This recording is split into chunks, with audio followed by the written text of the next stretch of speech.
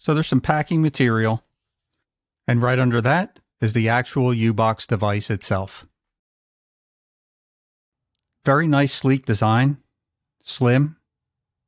You can see the inputs on the back.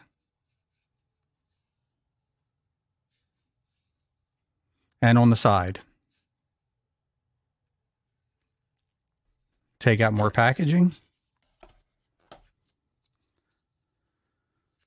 Next, there's a manual and a warranty card. And at the bottom,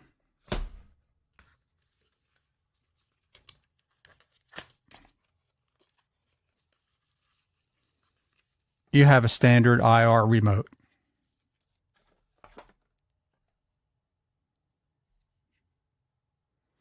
And looks like you need batteries for it. It doesn't come with batteries. A couple of AAA batteries.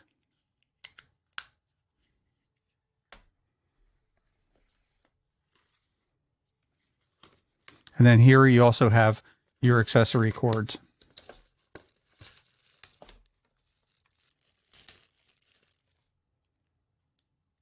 Here's an HDMI cable. And then you've got your power cord, which is going to hook right into the back here. Just like that. Now over here, you've got the mini Bluetooth keyboard. Let's open that up. Got a little packing material there. Little product overview. But basically, this is what it looks like. And on the back, you got slot for a couple of AAA batteries, and you've got a USB dongle, which will plug into the back of the unit. It goes right in here. That'll enable your Bluetooth signal. Once it pairs up, you'll be able to use it just like a regular keyboard. And that's what comes in the boxes. I'm going to keep this video YouTube friendly, so I'm going to blur some portions out, but you'll get the idea. So let's start this baby up and take a look around. The first thing you'll see is a loading screen. It tells you the name of the company, UNblock Tech, and some Chinese characters. Next, we have a little flashy animation. And now we're at the home screen. Now, the first time you turn this on, it's going to ask you to pair up your remote. All you have to do is just hit one button on the remote. It'll pair right up. Now, you also see down at the bottom it says UB Tunnel is running. That's a VPN that's included with the UBOX 11. So if we go over here to where it says UB Tunnel, you click in there, and you'll see the settings. Global settings, start on boot, and a proxy location, TW2. Now let's go back to the home screen. The controls are basic on the remote. Here's the button for the home screen. Just press on that anytime you want to come back to this screen. And if you just want to go back a screen, you can hit the back button. Now the next thing you're going to have to do after you pair the remote is scroll all the way over to the right where you see settings. Or you can just hit the little wheel up here on the remote. We're going to go into the settings and you're going to sign into your internet. I'm already signed into mine, so I'll give you a chance to do that. And here's where you can pair up your mini Bluetooth keyboard. Now if you scroll all the way down to device preferences, here's where you can set your date and time. And you've got screensaver and energy saver adjustments here, and location adjustments and accessibility adjustments. And if you go into About, you can see different things about the device itself. Now you also want to set your preferred language. Mine's already come set to English United States. Let's go back home. Now the first tab on the home screen is called Popular. But even before you go into that, you're going to want to download 2 specific apps from their website. So the easiest way I found to do it was just go into More Apps, click on that, go over to Browser, and then here you're going to type in the special URL that they give you when you get the box. It's going to take you to the website where you can download the 2 apps that are specifically for the UBOX 11. They're the latest, most up-to-date apps for your TV and movie streaming. I'll put a screenshot up for you to take a look at so you can see exactly what they look like. But they're really easy to find. They have large number 11 on each of them, and they do have a lot of Chinese characters, but they're the first two listed on the home screen. Now once you finish downloading those, go into popular. So the first one here is most of your live TV stuff. When you click on that, you're going to see this screen come up, and then we're into your live TV settings. Now on the left-hand side, you'll see all the various countries and the channels that come from that country.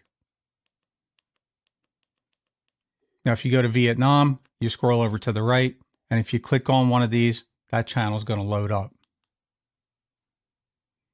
I'm going to blur this out for copyright reasons. Now when you back out, you're going to come to this confirm exit screen. So if for some reason it takes you all the way back to this app screen, you have to go back into it again if you want to choose another channel. At least that's what I found. I can't find a shorter way to do it. And let's try a different country now. So let's try Korea. Click on the first one, and that comes right up. And we're going to back out. Now if we go over to the next one, it's UP 2.0. It also is in Chinese characters, but I believe it says Cinema, UP Cinema.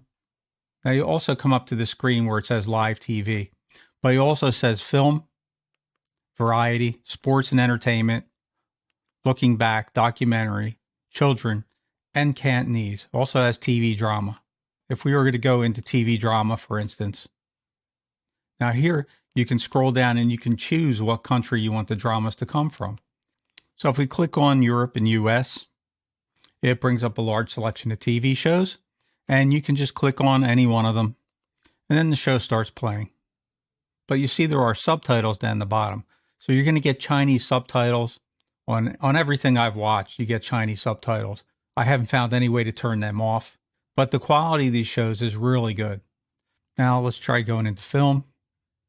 And with film, it lists different categories. So let's say you're into science fiction. You can scroll over, you can see all the different things that are available. Now under HD, this is where you can find your adult content. I'm not going to go into adult theater. They'll give you a password for it. So when you click on it, it's going to ask you for the password. You put it in, and then you'll find your adult content. Now down the bottom, you have other various settings. Your UP tunnel settings, that's your VPN. You've got YouTube app. You've got Smart YouTube, which is YouTube without the ads. And the big G here that says YouTube is basically just a Google search. Now back to the home screen. Whenever you make something a favorite, it's going to show up under your My Favorites. App Market. Here's where you can download various apps. You'll see where it says not installed on the upper right. So you'll know if you want those apps, you just click on them, you download them, you install them. I haven't checked out every single app on here, just the main ones for live TV and movies. Here you also have Netflix, you got the Disney Channel. You're going to need to sign in on any of those apps if you do want to use Netflix, Disney TV, or anything like that. Now you can use the voice prompts if you want by hitting the microphone up here. Let me just give you an example. Open Popular. And you'll see it opens up. Terminator. And you see the Terminator movies come up to the right. So that's a basic look around at the UBOX 11. So that gives you a basic idea of what you're going to get when you first open it up. You just have to make sure that you go into the settings, you change everything to English if you're an English-speaking language. And just remember that you're going to get those Chinese subtitles. Overall, I think that it's a fantastic little Android TV box, especially for international users looking for live TV from their home country. It has great performance and a huge content library with access to live TV channels from around the world. The movies and TV shows all load up super fast too, and the quality looks great. I stayed with mostly the English-speaking section, but the biggest downside for me was the Chinese subtitles that seemed to be hard-baked into all of the on-demand content.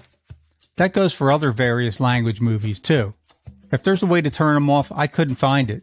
If that's not a deal breaker for you though, there's quite a lot of content here that also had a little learning curve in the beginning to try to figure out where everything was.